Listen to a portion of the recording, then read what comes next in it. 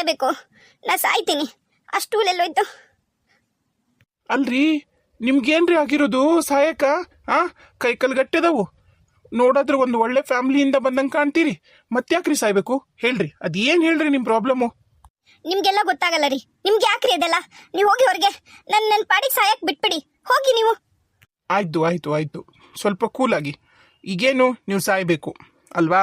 ಒಂದು ನಿಮಿಷ ಇರಿ.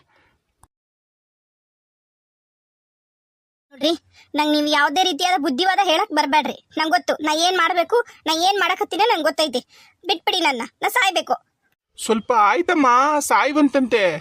ಈಗ ನೀನು ಹಗ್ಗ ಕಟ್ಟಿ ನೇಣಕೊಂಡು ಹೊಂಟಿದ್ದಿ ಹೌದಾ? ಹಗ್ಗ ಕಟ್ಟಿ ನೇಣಕೊಂಡು ಸತ್ರ ಹೆಂಗೆ ಕಾಂತಿ ಅನ್ನೋದು ನಾನು ನಿನಗೆ ಫೋಟೋ ತೋರಿಸ್ತೀನಿ ಗೂಗಲ್ನಾಗ. ತಡಿ ಒಂದು ನಿಮಿಷ, ಫೋನ್ ತೆಗಿಯಕ್ಕೆ ಟೈಮ್ ಕೊಡು ನಂಗೆ.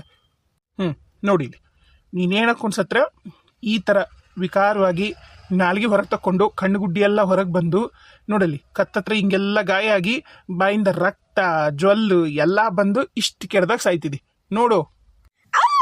ಅಮ್ಮ, ಇಷ್ಟು ಕೆಡ್ದಾಗ ಕಾಣ್ತೀನಿ ನಾನು. ಅಪ್ಪ, ನಾನಂತರೂ ನೇಣಕೊಂಡು ಸಾಯಿಲ್ಲ ಅಪ್ಪ. ಇನ್ನ ಯಾವ್ದರ ಕೆರಿಗೆರ ಬಾವಿಗೆರ ಬಿದ್ದು ಸಾಯ್ತೀನಿ ಅಂದ್ರ ನೋಡು ಹಿಂಗೆ ಕಾಂತಿ ನೀನು. ಹೌದಾ? ಹೊಟ್ಟೆ ಎಲ್ಲ ಹಿಂಗೆ ಉಬ್ಕೊಳುತ್ತಾ? ಅಯ್ಯಯ್ಯೋ ಜೀ, ಮಕ ಎಲ್ಲ ಮೀನ್ ತಿಂದಂಗೈತೆ. ಪಾಪ ಆ ಹುಡುಗಿಗೆ ಎಷ್ಟು ನೋವು ಆಯ್ತಾ ಏನೋ.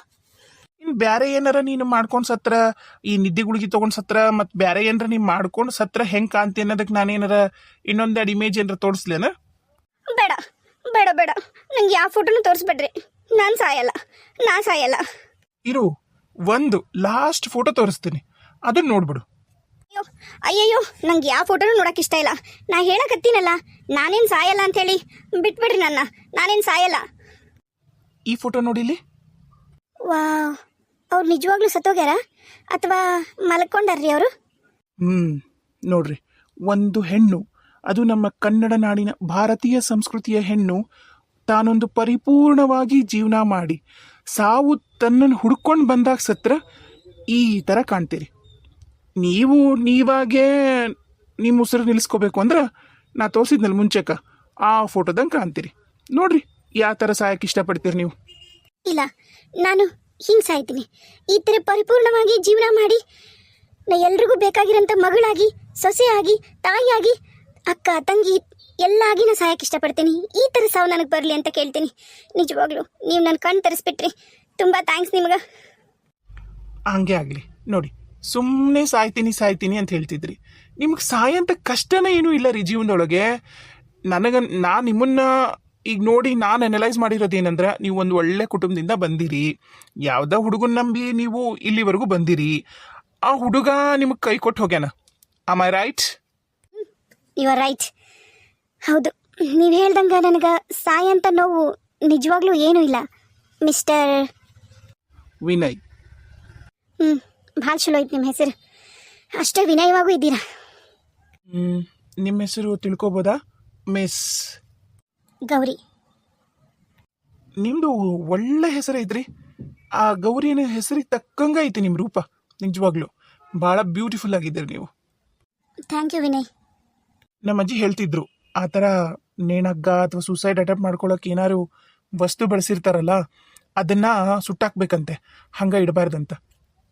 ಇಫ್ ಯು ಡೋಂಟ್ ಮೈಂಡ್, ಆ ದಾರ ಬಿಚ್ಚಿ ನಾನು ಸುಟ್ಟಾಕ್ಲಾ? ಹಾಂ ಶೋರ್ ಬಿಚ್ಚಾಕಿ. ನಾನಿನ್ಯಾವತ್ತೂ ಅಂತ ತಪ್ಪು ಮಾಡಲ್ಲ. ಆದ್ರೆ ಏನು ಹೇಳಿ? ನಾನು ಎಲ್ಲಿ ಹೋಗ್ಲಿ ಈಗ? ಎಲ್ಲಿ ಹೋಗ್ಲಿ ಈಗ ಅಂದರೆ, ನಿಮ್ಮ ಅಪ್ಪ ಅಮ್ಮನ ಹತ್ರ ನಿಮ್ಗೆ ಯಾರೂ ಇಲ್ವಾ? ನೀವು ಅನಾಥರ? ಯಾರ ರಿಲೇಷನ್ಸು ಇಲ್ವಾ ನಿಮಗೆ? ಅವ್ರು ಎಲ್ಲೇ ಇದ್ರು ಹೇಳಿ, ನಾನು ನಿಮ್ಮನ್ನು ಕರ್ಕೊಂಡು ಹೋಗಿ ಸೇಫಾಗಿ ನಿಮ್ಮೂರು ಬಿಟ್ಟು ಬರ್ತೀನಿ. ಎಲ್ಲಿದ್ದಾರೆ ನಿಮ್ಮ ಅಪ್ಪ ಅಮ್ಮ? ಯಾವ ಊರು ನಿಮ್ಮದು? ನಮ್ಮದು ಕೊಪ್ಪಳ ಜಿಲ್ಲೆ ಹತ್ರ ಒಂದು ಊರು. ಆದ್ರೆ ನಮ್ಮ ಮನೆಯೊಳಗೀಗ ನಮ್ಮ ಅಪ್ಪ ಅಮ್ಮ ಅಲ್ಲಿಲ್ಲ. ಅವ್ರು ಎಲ್ಲಿ ಹೋಗ್ಯಾರಂತನೂ ನನಗೆ ಗೊತ್ತಿಲ್ಲ. ನನ್ನ ಹತ್ರ ಫೋನು ಇಲ್ಲ, ನಮ್ಮ ಅಪ್ಪ ಅಮ್ಮನ ಹತ್ರನೂ ಫೋನ್ ಇಲ್ಲ. ನಮ್ಮ ಅಣ್ಣ ಅವ್ನ ಗರ್ಲ್ ಫ್ರೆಂಡ್ ನಂಬರ್ ಕೊಟ್ಟಿದ್ದ, ಅವನಿಗೆ ಬೇಕಾದ್ರೆ ನಾನು ಕಾಲ್ ಮಾಡ್ತೀನಿ. ನಿಮ್ಮ ಫೋನ್ ಕೊಡ್ತೀರಾ? ಆಯಿತು, ಫೋನ್ ತಗೊಳ್ಳಿ, ಅದೇನು ಇಶ್ಯೂ ಇಲ್ಲ. ನಿಮ್ಮ ಅಪ್ಪ ಅಮ್ಮ ಎಲ್ಲೋದ್ರು ಅಂತ ನಿಮ್ಗೆ ಗೊತ್ತಿಲ್ವಾ? ಅದ್ಯಾಕೆ ಹಾಗೆ? ಸರಿ ತಗೊಳ್ಳಿ, ನಿಮ್ಮ ಅಣ್ಣಗಾದರೂ ಫೋನ್ ಮಾಡಿ. ಅದು ಏನಾಯಿತು ಅಂತ ನಾನು ನಿಮಗೆಲ್ಲ ಡೀಟೇಲಾಗಿ ಆಮೇಲೆ ಹೇಳ್ತೀನಿ. ಅವಳ ನಂಬರು 9535 ಟನ್ ಟನ್ ಟಿನ್ ಟಿನ್ ಟುನ್ ಟುನ್. ನೀವು ಕರೆ ಮಾಡಿರುವ ಚಂದಾದಾರರು ವ್ಯಾಪ್ತಿ ಪ್ರದೇಶದ ಹೊರಗಿದ್ದಾರೆ. ಸ್ವಲ್ಪ ಸಮಯದ ನಂತರ ಮತ್ತೆ ಪ್ರಯತ್ನಿಸಿ. ಅಯ್ಯೋ, ಅವಳದು ನಾಟ್ ರೀಚಬಲ್ ಬರ್ತಾ ಇದೆ ವಿನಯ್. ಏನು ಮಾಡ್ಬೇಕೀಗ ನಾನು? ನಮ್ಮ ಅಣ್ಣರ ಹತ್ರ ಇಬ್ಬರ ಹತ್ರನೂ ಫೋನ್ ನಂಬರು ಇಲ್ಲ, ಫೋನು ಇಲ್ಲ. ಈಗ ನಾ ಯಾರಿಗೆ ಕಾಂಟ್ಯಾಕ್ಟ್ ಮಾಡಲಿ? ನಾ ಎಲ್ಲಿ ಹೋಗ್ಲಿ ಈಗ? ಅಲ್ಲ, ಬೇರೆ ಯಾರಾದರೂ ರಿಲೇಷನ್ಸು, ಇವಾಗ ನಿಮ್ಮ ಅತ್ತೆ, ನಿಮ್ಮ ಮಾವ, ಅಥವಾ ಬೇರೆ ದೊಡ್ಡಮ್ಮ ಚಿಕ್ಕಪ್ಪ ಫ್ರೆಂಡ್ಸು, ಆ ಥರ ಯಾರೂ ಇಲ್ಲ ನಿಮ್ಗೆ? ಫ್ರೆಂಡ್ಸು ಯಾರೂ ಇಲ್ಲ? ಅಯ್ಯೋ, ಅದು ಒಂದು ದೊಡ್ಡ ಕತೆ. ನಮ್ಮ ಅಪ್ಪನ ಬಿಸ್ನೆಸ್ಸು ಸಡನ್ನಾಗಿ ಎಲ್ಲ ಲಾಸ್ ಆಗೋಯ್ತು. ನಮ್ಮ ಆಸ್ತಿ ಎಲ್ಲ ಬೇರೆಯವರು ಮುಟ್ಗೋಲು ಹಾಕ್ಕೊಂಡ್ರು. ಅದು ಯಾವಾಗ ನಮ್ಮ ಆಸ್ತಿ ಮುಟ್ಗೋಲು ಹಾಕ್ಕೊಂಡ್ರು ಅಂತ ಎಲ್ಲ ರಿಲೇಷನ್ಸ್ಗೂ ಫ್ರೆಂಡ್ಸ್ಗೂ ಗೊತ್ತಾಯ್ತು. ನಮ್ಮ ಹತ್ರ ದುಡ್ಡಿಲ್ಲ ಅಂತ ಯಾವಾಗ ಅವ್ರಿಗೆ ಗೊತ್ತಾಯ್ತಲ್ಲ, ಅವತ್ತಿಂದನ ನಮ್ಮಿಂದ ಎಲ್ಲರೂ ದೂರ ಹೋಗ್ಬಿಟ್ರು. ಹಂಗಾಗಿ ನನಗೆ ಹೋಗೋಕ್ಕೆ ಯಾವ ಜಾಗನೂ ಇಲ್ಲ, ಯಾವ ಊರು ಇಲ್ಲ. ನಾನು ಏನು ಮಾಡಲಿ ಈಗ? ಓ ಹೌದಾ? ಈಗ ನಿಮ್ಮ ಅಪ್ಪ ಅಮ್ಮ ಎಲ್ಲಿದ್ದಾರೆ ಅಂತ ಪೇಪರಲ್ಲಿ ಅಡ್ವರ್ಟೈಸ್ಮೆಂಟು ಅಥವಾ ಟಿ ವಿಲಿ ಅಡ್ವರ್ಟೈಸ್ಮೆಂಟು ಇಲ್ಲ ಫೇಸ್ಬುಕ್ಕಲ್ಲಿ ಹಾಕ್ಬಿಟ್ಟು ಸೋಷಿಯಲ್ ಮೀಡಿಯಾ ಯೂಸ್ ಮಾಡಿಕೊಂಡು ಇವರು ಇಂಥವ್ರು ಅಂತ ಹಾಕಿ ಏನಾದರೂ ಹುಡ್ಕೋ ಪ್ರಯತ್ನ ಮಾಡೋಣವಾ? Police complaint? ಬೇಡ ವಿನಯ್ ಅವರೇ, ಪೊಲೀಸ್ ಕಂಪ್ಲೇಂಟು, ಈ ಸೋಷಿಯಲ್ ಮೀಡಿಯಾ ಅಡ್ವರ್ಟೈಸ್ಮೆಂಟು ಏನು ಬೇಡ. ನೋಡೋಣ. ನನಗೂ ಗೊತ್ತಿಲ್ಲ, ಅವ್ರಿಗೂ ಯಾರೂ ರಿಲೇಷನ್ ಪರಿಚಯನೂ ಇಲ್ಲ. ಅವರು ಹಂಗೆ ಕಣ್ಣು ಮುಚ್ಕೊಂಡು ಯಾವುದೋ ಒಂದು ಊರಿಗೆ ಹೋಗ್ತೀನಿ ಅಂತಿದ್ರು. ಅದು ಯಾವ ಊರಿಗೆ ಹೋಗ್ಯಾರೋ, ಅದೆಲ್ಲಿದ್ದಾರೋ, ಅದೇನು ಮಾಡೋಕತ್ತಾರೋ ಗೊತ್ತಿಲ್ಲ. ನಂಗೆ ನಿಜವಾಗ್ಲೂ ದಾರಿ ಏನು ಗೊತ್ತಾಗ್ತಿಲ್ಲ ವಿನಯ್ ಅವರೇ.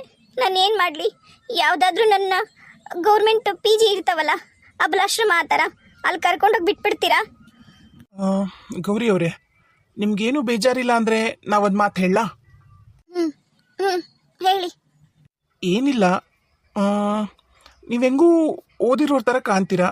ಏನು ಎಜುಕೇಷನ್ ನಿಮ್ದಾಗಿರೋದು? BCom ಕಂಪ್ಲೀಟ್ ಮಾಡಿದ್ದೀನಿ. ನೋಡಿ, ಸರಿ ಹೋಯ್ತು. ನಾನು ಒಂದು NGO ನಡೆಸ್ತೀನಿ. ಆ NGOಗೆ ನನಗೊಬ್ಬರು ಅಕೌಂಟೆಂಟ್ ಬೇಕಾಗಿತ್ತು. ನಿಮ್ಗೇನು ಬೇಜಾರಿಲ್ಲ ಅಂದರೆ, ನನ್ನ ಮೇಲೆ ನಂಬಿಕೆ ಇದ್ದರೆ ನೀವು ನಮ್ಮ NGOನ ಸೇರ್ಕೋಬೋದು ಆ್ಯಸ್ ಅ ಅಕೌಂಟೆಂಟ್. ನೋಡಿ, ಟೈಮ್ ಕೊಡ್ತೀನಿ, ಅರ್ಜೆಂಟ್ ಏನಿಲ್ಲ, ಯೋಚನೆ ಮಾಡಿ ಹೇಳಿ. ಅದೇನು NGO ನಡೆಸ್ತಾ ಇದ್ದೀರಾ? ಏನಿಲ್ಲ, ಇವಾಗ ಬಡ ಮಕ್ಳು ಇರ್ತಾರ, ಅವ್ರಿಗೆ ಓದ್ಬೇಕನ್ನೋ ಆಸೆ ಇರುತ್ತೆ, ಆದರೆ ಅವ್ರ ಹತ್ರ ದುಡ್ಡಿರಲ್ಲ. ಆ ಥರ ಮಕ್ಕಳನ್ನ ಗುರುತಿಸ್ತೀವಿ.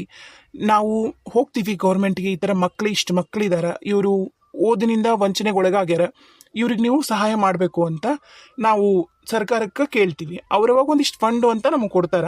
ಆ ಫಂಡಿಂದ ನಾವು ಆ ಮಕ್ಕಳದು ಎಜುಕೇಷನ್ದೆಲ್ಲ ನಾವು ನೋಡ್ಕೋತೀವಿ. ಇದನ್ನು ನಾವು ಮಾಡೋಕ್ಕೆ ಶುರು ಮಾಡಿ ಯಾವಾಗಲೇ ಒಂದು 7-8 ಇಯರ್ಸ್ ಆಯಿತು.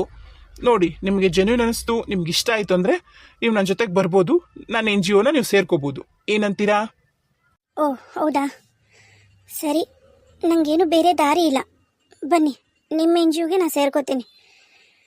ಆಯಿತು, ನಾನು ನಿಮ್ಮ ಜೊತೆ ಬರ್ತೀನಿ ವಿನಯ್ ಅವರೇ.